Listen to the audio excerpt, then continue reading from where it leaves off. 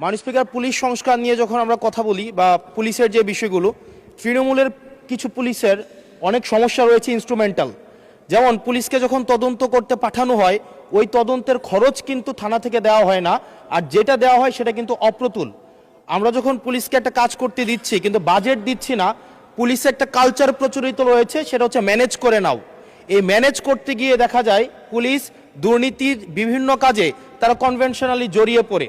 যেমন কিছুদিন আগে আমাদের 26শে মার্চের প্রোগ্রাম হয়েছে, এবং সেটা হচ্ছে সবাই জানে এই 26শে মার্চের প্রোগ্রামে যে বাজেট দেওয়া হয়েছে প্রশাসনকে, সেই বাজেট এবং প্রোগ্রাম করতে গিয়ে যে খরচ হয়েছে সেটার মধ্যে কিন্তু আনুপাতিক অনেক ধরনের ব্যবধান রয়েছে। তখন যে কাজটা করতে হয়, পুলিশ ব্যবসায়ী থেকে তারপর হচ্ছে তার এলাকার বিভিন্ন প্রতিষ্ঠিত মানুষ থেকে কিন্তু অর্থ উঠাতে হয়।